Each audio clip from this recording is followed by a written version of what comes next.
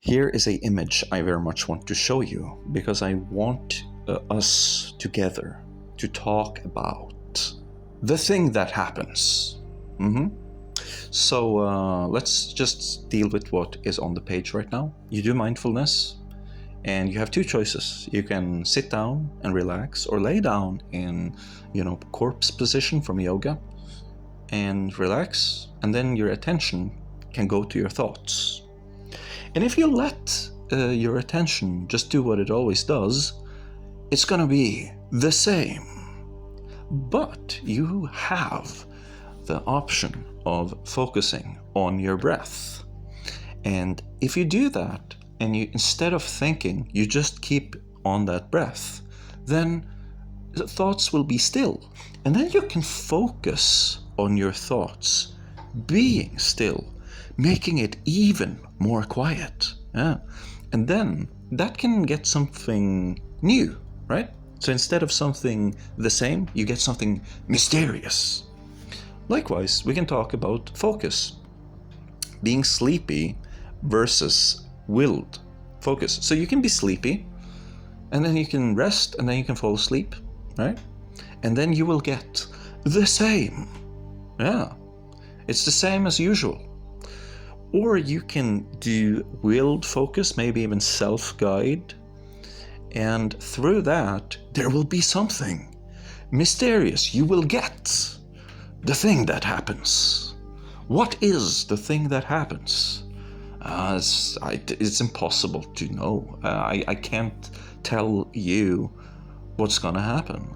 That's kind of like what kind of intentions, your mood, everything you've been through the day, what is gonna rise up to the surface. I don't know. It's the thing that happens. Is it something I get to see? Is it some psychedelic visuals? No, it can be music, it can be taste, it can be smell. It's just the thing that happens. Yeah, and you need it before you do sleep yoga, for example. So you need the thing that happens. You need to figure that stuff out. What is the thing that happens? You need to see it, because there's no use in doing dream yoga before you've experienced the thing that happens. Okay? Now, faith. Okay, so here's the last one I'm going to show for today. You have two types of faith. You have low agency, objective, outside reality. Very, very boring. The same thing. It's the same, right? You're used to this. And then you have high agency, subjective, inside hologram. Yeah. And when your faith goes over time more and more into this solipsistic, high agency, subjective, inside hologram, with senses, by the way. There are senses. There's smell, there's touch. It's all these things in there. Especially if you do dream yoga. Oh, it's like, it's so real. It's the same. It's sometimes even more. But anyways, then you get the thing that happens. Yeah, with the faith in low agency, objective, outside reality, you get the same. And the thing that I find most, what I'm gonna say, mysterious maybe, is that right now we're here in so-called low agency, objective, outside reality. So dream things can not happen. It can't be like people. Oh my god, I've seen so much weird stuff, man.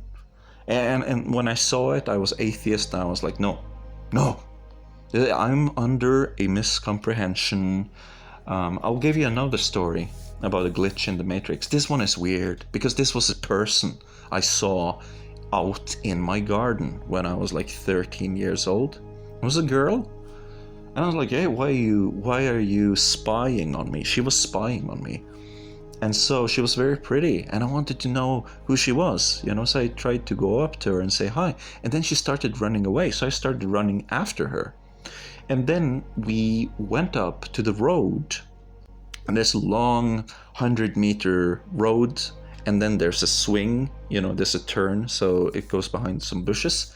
She ran that 100-meter faster than world level athletes. You have to understand, I was very athletic when I was young. I was one of the fastest boys in my class, and the girls were usually not as fast as the boys. And it wasn't like she outran me. She destroyed me. It was 100 meters I'm running, and I only go like 5 meters in the time she was running the entire stretch and disappeared behind the turn. I can't see her anymore. And then I run over there and I look behind and she's gone.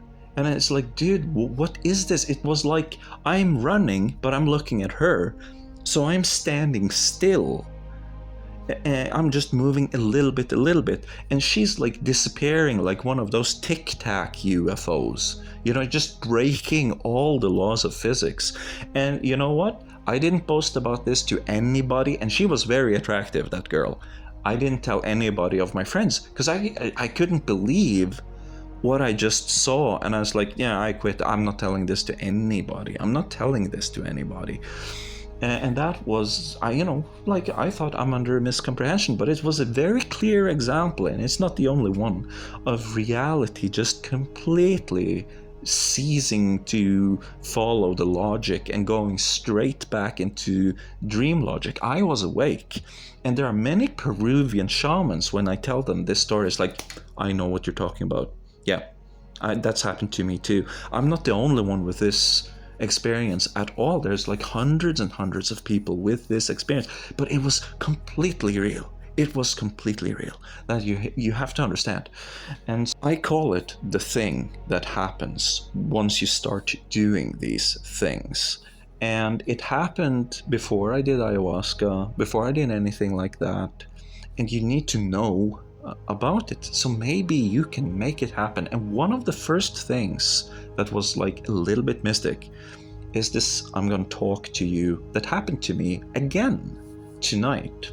You see, all my life, I've been going to bed, falling asleep, dreaming a dream, sometimes lucid, wake up, go about my day.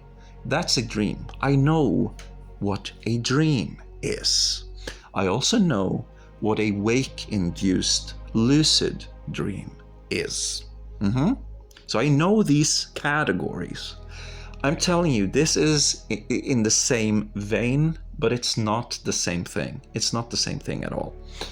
So you go to sleep, you dream a dream, and in the night you halfway wake up to seeing a painting or a tunnel of light or a vortex or a square rectangle shaped hallway. Kind of think like a Doom or Wolfenstein, those old DOS games. Yeah, or video games. Video games very often happens.